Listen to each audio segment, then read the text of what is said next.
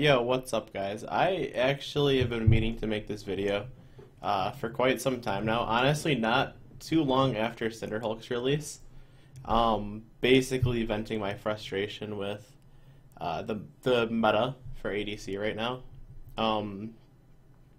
Pretty much what it boils down to, and my exact point of me getting frustrated, is that the answer to a tank building a bunch of HP is supposed to be Blade of the Rune King, but against a Thornmail and Cinderhulk, which are extremely cheap items, very little gold, you just cannot realistically go Bork against a tank that's running those items. And pretty much Bork is 3,200 gold. And if you want to survive Thornmail plus Cinderhulk, you have to have a Blade of the Rune King, a Spirit Visage, and an Elixir, and your full build, obviously. Basically, I'm comparing the full builds, so you know, you have a somewhat standard jungle build. Thornmail, Cinderhulk, Randuin's, Locket, Warmogs, Murktreads. Anyways, and then you have the ADC building Bork, and you got, you know, Bork, PD, Last Whisper, IE, Spirit Visage, your boots, and that adds up to be a little bit more gold, 2150 more gold, which is okay. Obviously, ADC builds should be more expensive, but that doesn't include the cost of Elixir, which is a consumable, so it goes away after a little bit. I'm not even joking when I say this. When you have 6 items versus a tank, these 6 items versus their 6 items, even with the Elixir and a Spirit Visage, you will still take more damage than you lifesteal. With a Blade of the Rune King, a Spirit Visage, and an Elixir, you will still take more damage than you can heal, which I think is just absurd. Especially when you're an ADC, you know, say Vayne, for example, who doesn't like the CDR from Spirit Visage that much.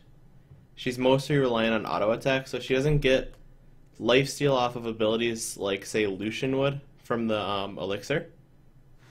And it's just extremely frustrating to play against that.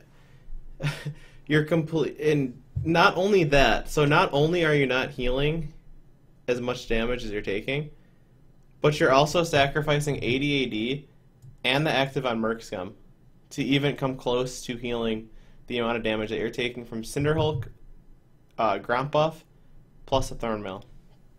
So you have a suboptimal build. Some people are like, oh, you know, like, how about double lifesteal?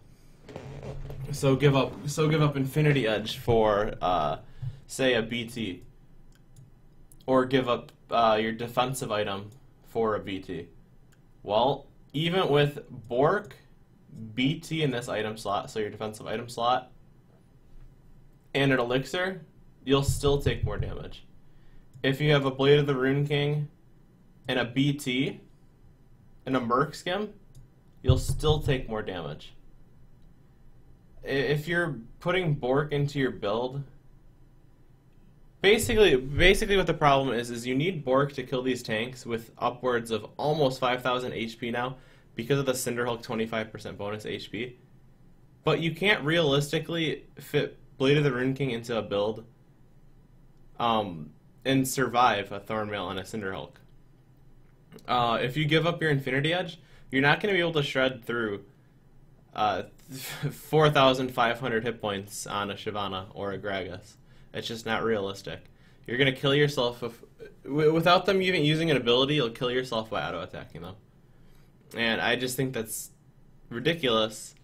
Considering there's nothing like that against mages. There's no item in League where it's like, oh, this Cassiopeia is doing a lot of DPS to me, so I'm going to buy Banshee's Thornmail to reflect the damage back to her.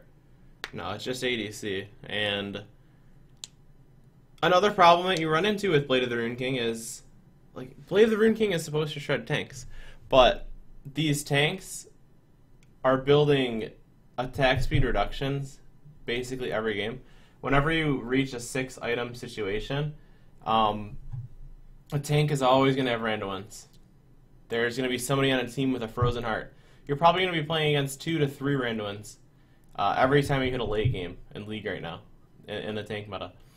And if you're building Blade of the Rune King, not only are you shitting on yourself because of Thornmail and Cinderhulk, but your attack speed is slowed, and since you're going with an attack speed oriented build, it affects you a lot more than, say, if you're going BT, because your straight up auto attacks do more damage with BT, your abilities do more damage with BT, and the attack speed slows aren't nearly as detrimental to you than, say, a Vayne who only has auto attacks.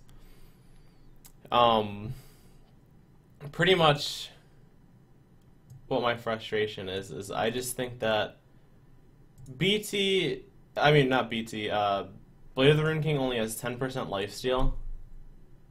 Bloodthirster has 20% lifesteal. I think Bork should have maybe 15% lifesteal. I'd have to, like, I don't have the math for what percentage lifesteal you'd need, like, because honestly, you should be able to heal more than you're taking from a Thornmail and a Cinderhulk. Honestly, with a Bork, a Spirit Visage, and an Elixir, at least give ADCs that much. And then, you know, there's some other solutions. Mercurial Scimitar only gives, I think it's 35 magic resist. Yeah, 35 magic resist, even though QSS gives 30. So, why does Mercurial Scimitar, which is 3,700 gold, give 35 magic resist, when Zanya's gives you 50 armor for 400 gold less? I just don't see that as very fair. And, you know, that's another aspect you could look at, you know, buffing the MR and Merc Skim to help mitigate some of the Thornmail and Cinderhulk damage. And then lastly, just reduce the damage from Thornmail. Thornmail was never a problem item. Like, it was kind of annoying to play against, but it was like, oh, that guy's got a Thornmail, I need to buy lifesteal and magic resist and I'm good. That's how you countered Thornmail. But now, now you are limited in your choices. If you go Bork, you're just gonna straight up do more damage to yourself than you heal.